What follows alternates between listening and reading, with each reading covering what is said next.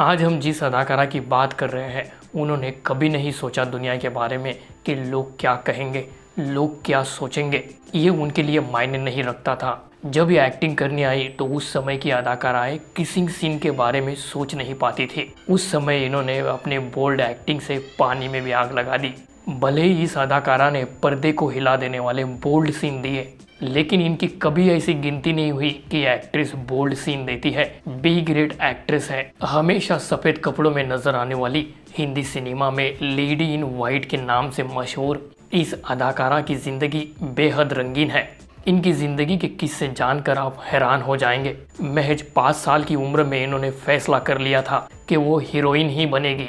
इनका नाम है सिमी गरेवाल। इन्होंने 5 साल की उम्र में जिस अभिनेता की फिल्म देखी थी उसी के साथ इनके अफेयर के चर्चे फिल्मी गलियारों में आम हो गए थे।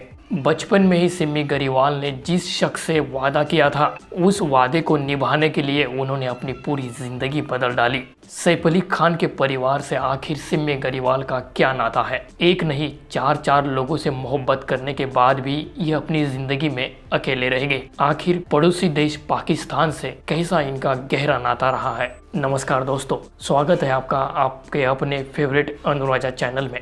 वीडियो के अंत में आपको एक खास बात बताएंगे कि रतन टाटा और सिमी गरेवाल का आखिर क्या रिश्ता रहा। सिमी गरेवाल का जन्म 17 अक्टूबर 1947 को पंजाब के जालंधर के सिख जाट परिवार में हुआ। तो इनके परिवार का भारतीय सेना से गहरा नाता रहा। जहां इनके दादा कैप्टन केहर सिंह गरेवाल तो वही इनके पिता भारतीय सेना में ब्रिगेडियर के पद पर थे। जन्म के साथ ही इनको पढ़ाई के लिए अपनी माँ के साथ इंग्लैंड भेज दिया गया। इंग्लैंड के न्यूलैंड हाउस स्कूल से इनकी पढ़ाई हुई। सिमी गरेवाल जब 5 साल की थी तब उन्होंने राज कपूर साहब की फिल्म आवारा देखी थी और इस फिल्म ने उनके ऊपर बहुत गहरा प्रभाव डाला। तभी से वो अपनी माँ से कहती थी कि माँ, मैं बड़े होकर हीरोइन बनूंगी। छुट्टियों में सिमी गरेवाल भारत आई और दिल्ली के एक होटल में रुकी। उसी होटल में मशहूर डायरेक्टर महमूद खान मौजूद थे। उत्साह में वो उनसे मिलने के लिए पहुंच गई। तब उन्होंने कहा कि मैं एक्ट्रेस बनना चाहती हूँ। तो उस समय महमूद खान साहब ने उन्हें समझाया कि बेटी, तुम अब बहुत छोटी हो और इस फील्ड में बहुत मेहनत लगती है।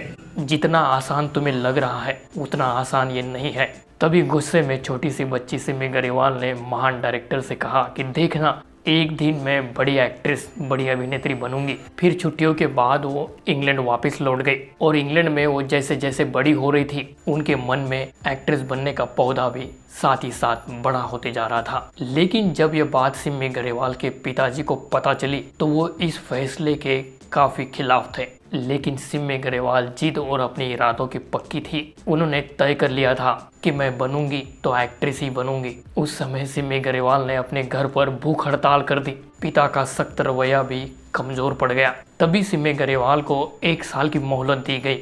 उसके बाद सिमी गरेवाल इंग्लैंड के बड़े बड़े फिल्म स्टूडियोज में चक्कर काटने लगी। तभी उन्हें वहां पता चल गया कि इतने कम समय में ब्रिटिश इंडस्ट्री में काम मिलना आसान नहीं है। तो उन्होंने समय को बर्बाद न करते हुए अपनी बहन के साथ वो भारत आ गई। उस समय उनकी उम्र महज 15 साल थी। अभी उनको मुंबई में कुछ ही दिन हुए थे स्टूडियोज के चक्कर लगाते हुए। तभी उनको अपने अंग्रेजी के अच्छे प्रोनाउंसिएशन, अच्छे उच्चारण के कारण उनको टार्जन गोज इन इंडिया ये पहली फिल्म मिल गई जो 1962 में बनी थी। ये फिल्म अंग्रेजी में थी लेकिन उनकी खूबसूरती की चर्चा बहुत हुई। लेकिन इत्तेफाक देखिए, जब इस फिल्म की शूटिंग फिल्माला स्टूडियो में हो रही थी तभी इनकी मुलाकात महमूद खान साहब से हो गई। तभी सिमी गरेवाल ने अपनी बचपन की मुलाकात जो महमूद साहब से हुई थी उसके बारे में उनको याद दिलाया। महमूद साहब इस बात से बहुत इम्प्रेस हुए और अपनी मदर इंडिया फिल्म के सक्सेस के बाद वो उसका दूसरा पार्ट सन ऑफ इंडिया बना रहे थे और उस फिल्म में उन्होंने सिमी गरेवाल को लीड रोल दिया। हालांकि ये फिल्म बॉलीवुड में पूरी तरह से फ्लॉप हो गई। ऐसे में सिमी गरेवाल फिल्में तो कर रही थी लेकिन उन्हें असली शोहरत तभी मिली जब उन्होंने देवानंद साहब के साथ 3 देवियां फिल्म की और ये फिल्म सुपर टुपर हिट रही। इस फिल्म के बाद सिमी गरेवाल का नाम और चेहरा पूरी फिल्म इंडस्ट्री में गूंज रहा था। उन्हें खूब शोहरत मिली और इसी फिल्म के साथ साथ उनकी जिंदगी का सबसे बड़ा सपना भी साकार हो गया जब इन्हें अपने करियर का सबसे बड़ा ब्रेक मिला और वो फिल्म थी राज कपूर साहब की मेरा नाम जोकर। ये फिल्म आप जानते हैं राज कपूर साहब की ड्रीम प्रोजेक्ट फिल्म थी। इसमें सिम्मे गरेवाल ने टीचर मिस मेरी का किरदार निभाया था, लेकिन ये किरदार सिम्मे गरेवाल को बड़ी आसानी से नहीं मिला था। बहुत सारे झमेलों से गुजरने के बाद उनको ये रोल मिला था। पहले तो सिम्मे गरेवाल को बड़ी मुश्किल से अपनी आंटी से राज कपूर साहब का नंबर मिला। नंबर मिलने के बाद सिम्मे गरेवाल ने राज कपूर साहब के साथ गलत नाम से बातचीत करना शुरू कर दिया। जब राज कपूर साहब ने उनको चर्च गेट पर मिलने के लिए बुलाया, तब सिम्मे गरेवाल लाल गुलाब और अपने हाथों से अपनी खुद की लिखी हुई कविता लेकर पहुंच गए। उस मुलाकात के बाद राज कपूर साहब उनके व्यक्तित्व से काफी ज्यादा प्रभावित हो गए। तभी राज कपूर साहब ने उनको मेरा नाम जोकर फिल्म के लिए साइन कर लिया। ये किरदार राज कपूर साहब की निजी जिंदगी से प्रेरित था। जब राज कपूर साहब स्कूल में थे, पढ़ाई कर रहे थे, उस समय एंग्लो इंडियन टीचर थी जो उन्हें पढ़ाती थी। उस टीचर ने उनको बहुत ज़्यादा प्रभावित किया था और कहते हैं कि सिम्मे गरेवाल का ये किरदार इसलिए ज़्यादा प्रचलित हो गया क्योंकि राज कपूर साहब ने उनसे अंग प्रदर्शन भी करवाया था। सिम्मे गरेवाल के लिए ऐसे बोल्ड सीन देना कोई अटपटी बात नहीं थी। उनकी परवरिश इंग्लैंड में बहुत ही बिंदास कल्चर में हुआ था। उसके बाद 1972 में उनकी फिल्म सिद्धार्थ जब सिनेमाघरों में रिलीज हुई, इस फिल्म के बाद मानो बॉलीवुड में भूचाल ही आ गया था। दरअसल ये दौर वो था जब फिल्म इंडस्ट्री में थोड़ी बहुत मर्यादा बची हुई थी, जब पर्दे पर हीरोइंस साड़ी सलवार कुर्ती में अपने शरीर को ढके हुए नजर आती थी। उस समय सिमी गरेवाल ने न्यूड सीन देकर बॉलीवुड में तहलका मचा दिया था। लेकिन ऐसा नहीं है कि सिम्मे गरेवाल को सिर्फ अपने अंग प्रदर्शन की वजह से फिल्म इंडस्ट्री में काम मिला। उन्होंने राज कपूर, मृणाल सेन, राज खोसला, सत्यजीत रे जैसे बड़े निर्देशकों के साथ काम किया।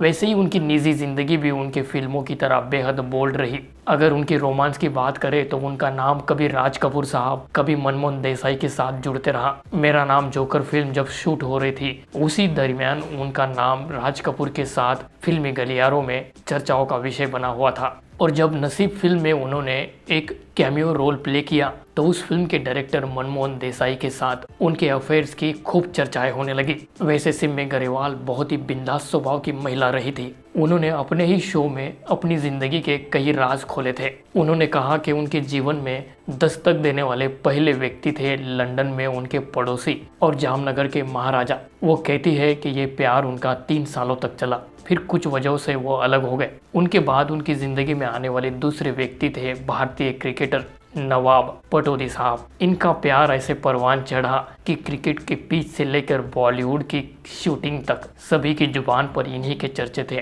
तभी ये बात इतनी आगे बढ़ गई कि ये दोनों शादी करने वाले थे। लेकिन सिम्मे का करियर उसी समय परवान चढ़ रहा था। सिम्मे गरेवाल उस समय लगातार कई फिल्मों में काम कर रही थी। उसी समय नवाब पटौदी की जिंदगी में शर्मिला टैगोर आ गई और दोनों काफी समय साथ में गुजारने लगे। इन दोनों की चर्चाएं मीडिया में उछलने लगी, लेकिन सिम्मे गरेवाल अपनी तरफ से बिल्कुल ही निश्चिंत थी। फिर एक दिन ऐसा हुआ कि सिम्मे गरेवाल के घर की डोरबेल बजी। सिम्मे गरेवाल ने जब दरवाजा खोला तो सामने पटौदी साहब थे।